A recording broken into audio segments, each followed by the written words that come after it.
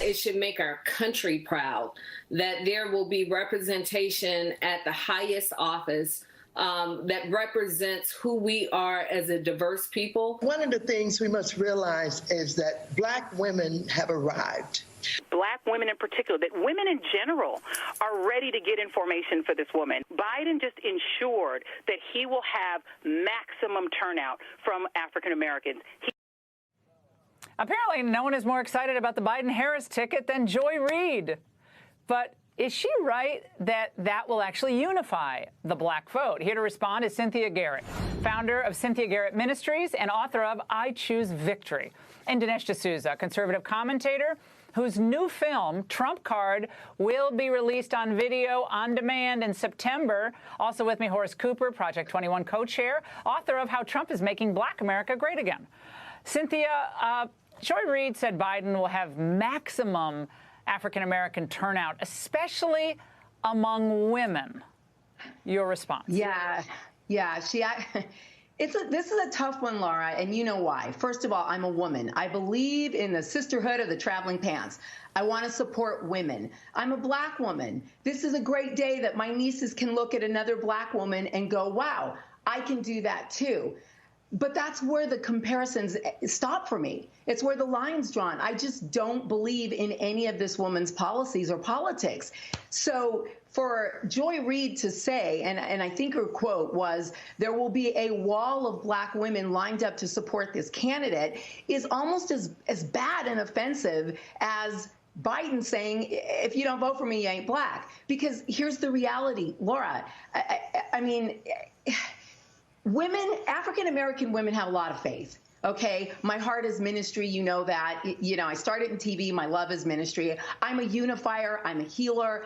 But in reality, if you're a Christian and you really are trying to live your life in accordance with your faith, then your voting habits change. And that's how this hippie chick looked up and went, oh my goodness, how did I get to be a conservative, voting Republican? So when I look at Kamala Harris, she just doesn't line up with anything I believe in. Her stand on education completely ignores the fact that these constituents of Black people that she's supposed to have overwhelmingly want school choice.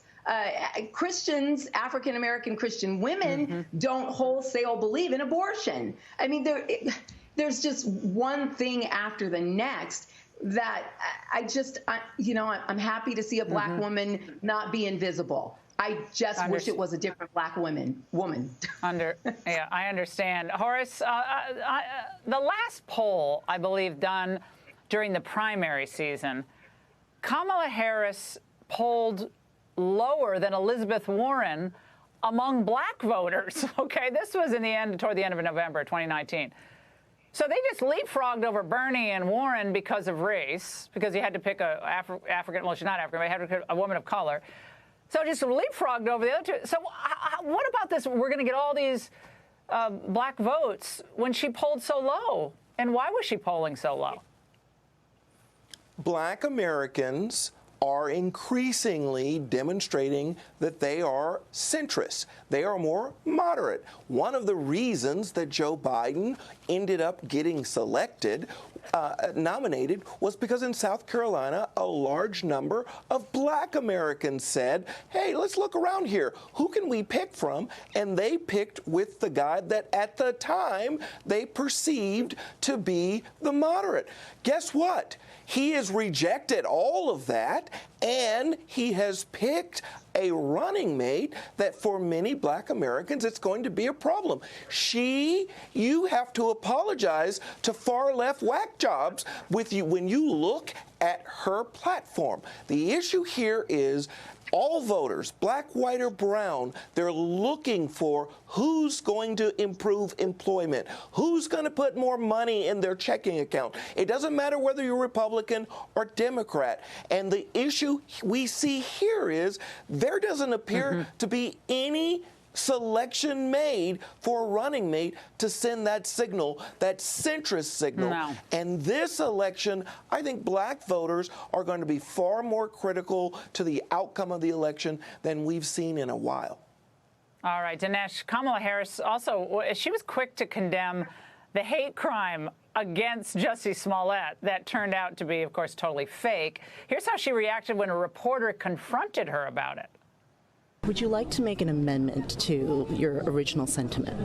Which tweet? What tweet? About saying that it is a modern-day lynching, that...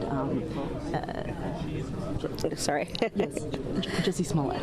I think that the facts are still unfolding. It's something we should all take seriously. Dinesh, why couldn't she just say that she jumped the gun? Because it's difficult in this world of identity politics to say you made an honest mistake. It kind of takes away from the narrative that they try to push behind these bogus racial incidents. Identity politics is what Biden is up to here. He wanted to get a woman, and now he's gotten kind of a twofer, someone who's a woman and also supposedly African American. But if you're going to play identity politics, then two can play at that game. It's been pointed out, of course, that her mom is Asian Indian. What I want to point out is that African American, in the American context, generally means having a direct relationship to the experiences of slavery and segregation and Jim Crow and so on. Very interestingly, Kamala Harris's father, Donald, a Stanford professor, wrote an article in a Jamaican magazine several years ago claiming, in fact, sort of boasting, that he was descended from the largest slave owner in Jamaica, one of the largest slave owners in Jamaica, a fellow named Hamilton Brown. The point I want to make, and the reason this is interesting, is because there's been this effort in the Democratic Party and on the left to eradicate all connections to the slave plantation. And the point I'm trying to make is that Kamala Harris seems to be descended less from the legacy of, let's say, Frederick Douglass than she is from the legacy of the plantation itself. Wow. That is fascinating, and I know a lot of people haven't heard that before, Dinesh. And Cynthia, look, it is in many ways for a lot of people exciting. You know, a woman of color, and we want all people of all colors and ethnicities to do their best and be their best, regardless of race, and have no barriers. We all want that. Everyone wants that. That's a great thing, but. What about this? What about this idea that because she's a woman of color, she has to get the black vote? And if you don't vote for her, you're voting against your self-interest. And you'd heard what Dinesh just said about her own ancestry. I mean, I haven't personally verified that, but, you know. Yeah. Laura, that's what bothers me about the mob mentality that we're employing against each other as people of color. You know, look, in my own personal social circles, you deal with a lot of abuse if you don't agree with everyone else. And I just don't understand that, because intelligence would want you to celebrate that other people think independently and think intelligently for themselves. And so I just can't embrace that Kamala Harris's blackness and femaleness is going to erase my dislike of Joe Biden as a candidate. He is a racist from the early 70s. Look, you guys have covered it. Everybody knows it. You can read congressional records from 1974, words out of his own mouth about busing and integration. And the relationship that he had with James Oliver Eastland disgusts me to this day, because that's the man that led, that was with McClellan, who destroyed my father's banking empire, who black people are so proud of. My dad, there's a film, The Banker, celebrates my father, the first black man to own white banks in America. Well, guess what? It was McClellan and Eastland and those guys who helped put Biden where he is today, who went after him because he was a black man who owned banks in Texas and was trying to help white men. All right, a lot to digest there, but boy, we're going to have a lot of time to do all this. Cynthia, Dinesh, Horace, thank you so much.